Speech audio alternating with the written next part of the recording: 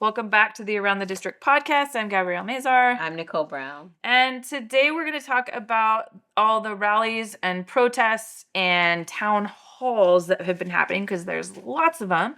I myself went to the Bernie AOC rally that was here about a month ago. There was like 15,000 people that went to that. I've never seen anything like that. It was awesome. The Fight the Oligarchy. They've been doing a ton more of those. There was 11,000 people that showed up in Greeley, Colorado, 25,000 people in Denver, and then just recently 35,000 that showed up in LA. Salt Lake. Was there? Oh yeah, the Salt Lake one. I think there was 15,000 people. Idaho, places that are normally red. Places that are normally red. They've been seeing huge turnouts, which is awesome, I think. Why do you think people have been turning out for AOC and Bernie? And I would have to assume, especially in these red places, and I know assuming isn't a good word, but that some of these people are not Democrats. So they have to be like some Republicans, right? Well, AOC and Bernie are obviously the other side of the coin, right? And the pendulum always swings. So we are very clearly, obviously, with this administration, very far right. So what tends to happen is that the pendulum will start to swing far in the opposite direction. We saw that with elections that happened in the UK. Just this last year, I think it was, some of the elections that happened in France, which is why I thought things were going to go differently here, but apparently we needed to swing a little more to the right. But yeah, so that's what I think. I think that things have gone so far cuckoo that people are like, you know what, we need something different. Now, I love Bernie Sanders because I think he's a funny old dude. I don't necessarily support a lot of AOC's things. I think they're too far in the opposite direction, and I think most people are in the middle, but I think they want to hear something different. I think it's Bernie Sanders, and knowing that he is 84 years old, and ran for president, I think twice. I think he did twice. And then still in the fight, knowing he's not going to be president. You know what I mean? Because he's too old, but still in the fight. And my opinion, extremely knowledgeable. Yeah, in my opinion, really sort of mentoring the next generation of people. Mm-hmm. Like AOC, even if everybody doesn't agree with her and what she believes, but she was a hardworking bartender. Hell yeah. Who came out of nowhere and unseated the incumbent, who was also a Democrat in her district. In a boots to the ground campaign. In a boots to the ground campaign. And a long-term incumbent. I think he'd been in that seat for 30 years. It was a long, not 30 years, but it was a long time. He'd been in that seat for a long time. So for her to unseat that incumbent was a shockwave to them. And not only that, but to be so young, I think she was 28 years old when she did that. So I think she is amazing as a human. I don't necessarily, like I said, I don't necessarily agree with some of the things that she has. I think they're great on paper. I think a lot of the things that Bernie says are great on paper. I personally, with healthcare, I think we do need a single payer system. I think we do need healthcare for all. I think that it's stupid that we are the only developed nation that does not have that. Why are we still paying for things out of pocket like we are? Money. I mean, it's all about money. It's all about money. You got to follow the money, and it will lead you right back to the same players every single time. Right. There's one group of people whose bottom line pockets are getting really full, while the rest of, the country might be struggling. Right. So that's true. But getting back to Bernie Sanders and AOC, what now do you think is drawing such huge crowds, though? Because a lot of people checked out, myself included, when this election, November 5th or whatever, and when Trump was elected, allegedly. I think they checked out for a minute. And I think they're ready to check back in because money. I think people are affected in their pocketbook. I think people are seeing prices not go down. Instead, they're going up. I think that interest rates haven't come down like he promised they would. prices of housing aren't coming down, all the things that he made these promises. And to be fair, again, we didn't vote for this, so this isn't what we wanted, but the other side of the coin, the other people, the independents that may have voted for him because they thought, oh, I want something different. We'll give him another chance. And here he is screwing them. I think they are seeing things differently. I think people checked out for a minute because I checked out too. I left the country at the end of January. I was like, I wish I could have left the country. I'm going to leave and I'm not going to watch this. I don't want to be here when it happens. And someone even said to me, like, just because you leave the country doesn't mean he's not going to be president. And I was like, maybe. Okay, it could happen. It didn't, damn it. But I think they're ready to re-engage because this is so insane. And people are already getting fed up. I mean, look at the turnout, just this hands-off rally. I mean, we had millions of people. How many rallies across the United States? I think there was 5 to 10 in each state. Just huge amount.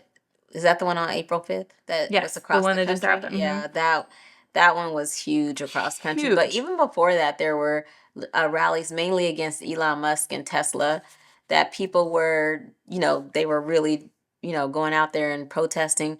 But what concerned me about all that is the media wasn't showing any of it. Right. So the media here isn't showing the it. media nationwide wasn't showing it. I meant like in locally, the United States. In Arizona, they barely show it. Yeah. So that's concerning too because that means that the media is controlling what people see. Yeah.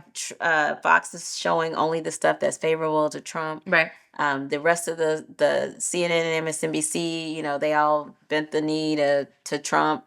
And so now we got to go elsewhere, basically outside of the country, just to see these rallies. Like I've seen them all on social media. Yeah, I didn't see them on the news. And I think that's where a lot of people, you're getting your social media news people, your Midas Touch, your Aaron Parnas, and those people that are sharing these things. And I think Rick Steves, I saw Rick Steves who was at the Hands Off rally and he was chanting at the rally and you saw a bunch of people posting him. So you're seeing all these people come out, but you're not seeing it in the media. And I think that's why people are turning away from mainstream media because they're done with it.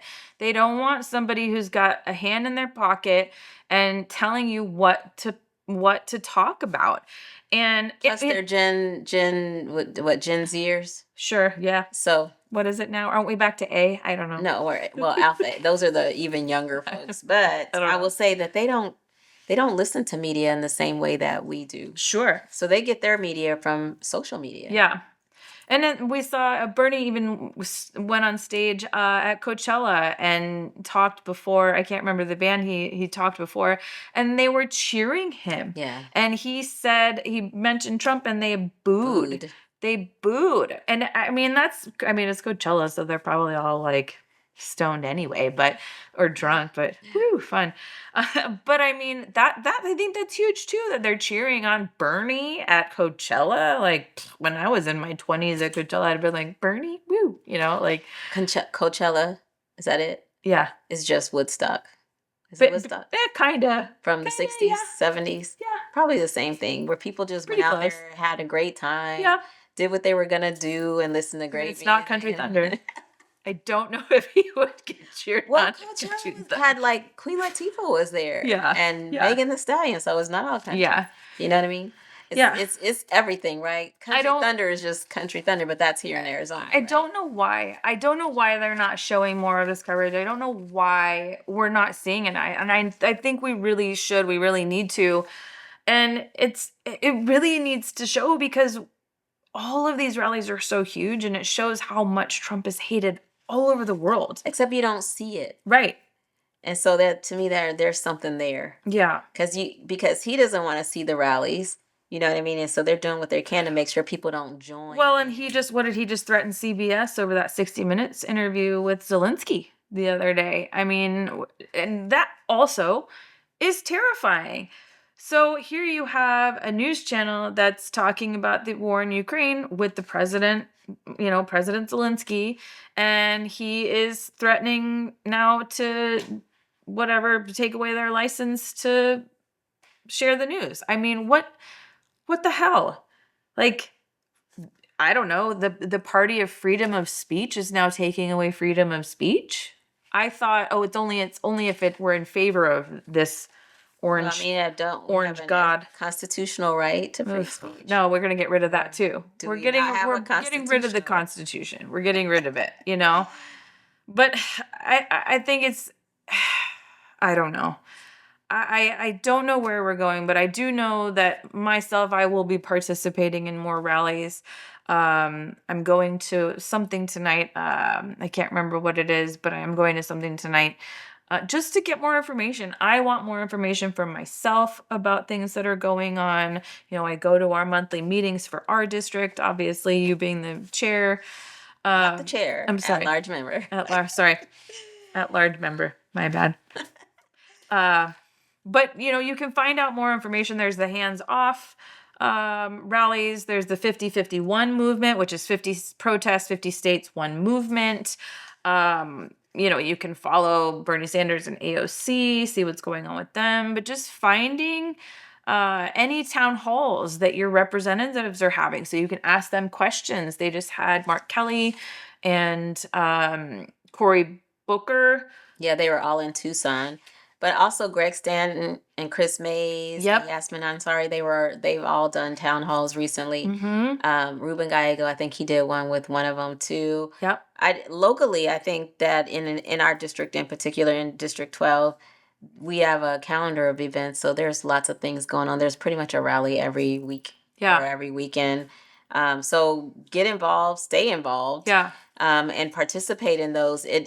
And there'll be more coming because of the midterm elections coming up in 2026. Yeah. And so it's really going to be important that we make sure our voters stay engaged, get registered. You know, you can even canvass right now and talk to people on the off years about what's concerning to you, like what bothers you the most, and then get the elected officials out there, Can tell you know what I mean, and talk about it with the constituents. And that's really what matters.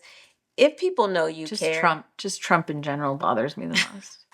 But if they know locally, yes, not nationally, locally, if we can get voters engaged, we can do some which is the hardest thing, I think, because people don't think that local elections matter, or people don't pay attention to local elections. But your local elections and what happens locally in your district, in your county, in your state, that is where change happens. And I think that was such a huge focus of the Republicans. I think that's where we have really gone wrong. And that's where we need to get back. We need to get back to basics and focus on that to really make change, to really make a difference. Yeah, and you got to start now, though. You can't wait until next year to try to get voters engaged. Start now. Right. You can get people engaged and just rally. You talk about the bills that are passing through Congress or passing through your local legislators. Because that indirectly impacts the constituents. Right. I can't talk. Yeah. Constituents. Why can't I say that? Right? I don't know. I just said it 5 minutes ago. I got you. I don't know. Yeah. But you gotta get those people involved now. Yeah. If we have any chance of fighting anything, it's gonna take the people to do it. Not where we can't really rely on Congress or even our state legislators. Well, we especially can't rely on Congress right now anyway, because we don't have the majority and there's only so much that they can do. And that's what's really unfortunate and scary, and why things are happening so quickly and we can't make a difference. I mean, there's over 100 lawsuits, over 120 lawsuits against the Department of Justice, the Trump administration and Trump himself. And it just doesn't, it's great. It's fine. We can do that. But it's, the difference is going to come here locally. And that's where we have to start. And we have to start with our constituents again and again and again, and getting the voice out there and bringing people to these rallies with you, saying, hey, if this matters to you, or just to events. Come with me, just to events. You can go to city council meetings in Tempe, Chandler, every city has one. Yeah. Phoenix. You can go to city council, and we can post links to that too. School board meetings.